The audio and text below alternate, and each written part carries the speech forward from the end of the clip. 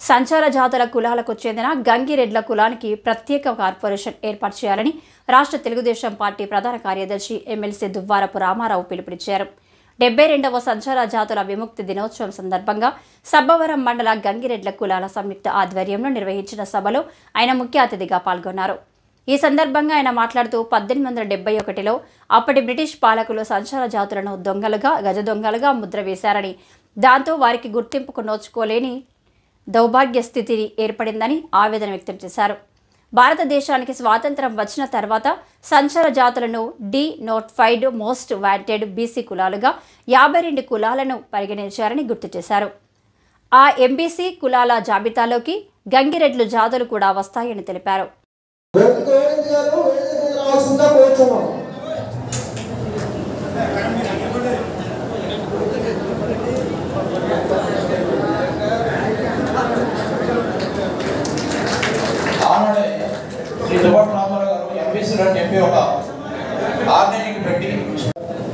స్థానిక నాయకులు గడ్డం ప్రసాద్ గారు, సర్పంచ్ గొల్లె చైతన్య ఎంపీటీసీ గారు, గండి దేవుడు బాబు గారు,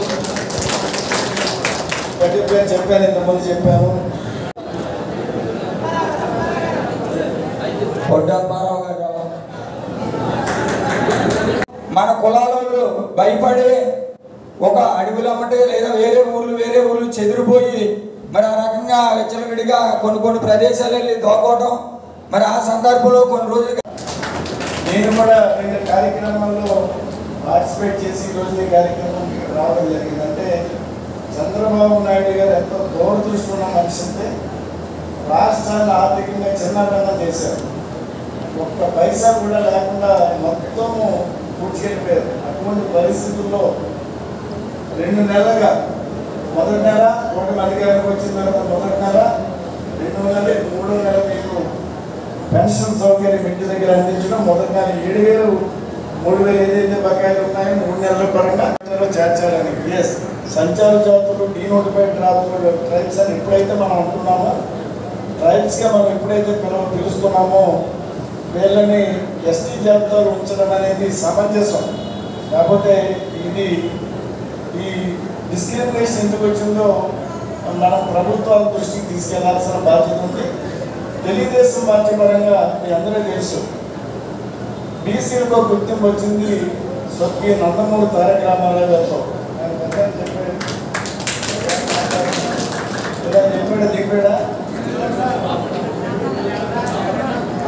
చెప్పాడు ఇప్పుడు స్వర్గీయ నందమూరి తారక రామారావు గారితో బీసీలకు గుర్తింపు వచ్చింది. దాన్ని ఉన్నత శిఖరాలు తీసుకెళ్లిన ఘనత మన ప్రీత ముఖ్యమంత్రి చంద్రబాబు నాయుడు గారు. ఈ రోజున బీసీలకు ఒక అవకాశాలు వస్తున్నాయంటే మీ అందరికీ తెలుసు, ఎలక్షన్స్ ముందు 2024 ఎలక్షన్స్ ముందు మంగళగిరిలో మనం ఒక బీసీ డిక్లరేషన్ ఒకటి ప్రజల ముందుకు తీసుకొచ్చాం. కష్టపడిన నాయకులు ఇప్పుడు మనం మర్చిపోకూడదు. ఈరోజు మీ జాతికి అయిన 90% రిజర్వేషన్ ఇప్పించి ఒక్కొక్క ఆధార్ కార్డు మీద 30,000 రూపాయలు పింఛన్ ఇప్పించారంటే అది శ్రీ దువ్వారపు రామారావు గారికి చెప్తుందని చెప్పి మీ అందరూ తెలియపరుచుకున్నాను. నాకు తెలిసి ఈ రోజు కూడా ఎంపీసీల కోసం పోరాడుతున్నారు. ఈ రోజు కూడా ముఖ్యమంత్రి గారు చెప్తున్నారు ఏంటి 30,000 కాదు, ఆ రోజు మన తెలుగుదేశం గవర్నమెంట్ లో 210 కొట్టించాం. ఈ 2014 నుంచి 2014 నుంచి 2019 దాకా అనంతపురంలో కానీ వీళ్ళంతా శత్రురాజాతులు ఉండాలని ఆయన ఆ రోజు గుర్తించి ఆ రోజు ముఖ్యమంత్రి అయిన చంద్రబాబు నాయుడు గారికి 2016లో దీనికి ఒక కమిటీ పెట్టాలి.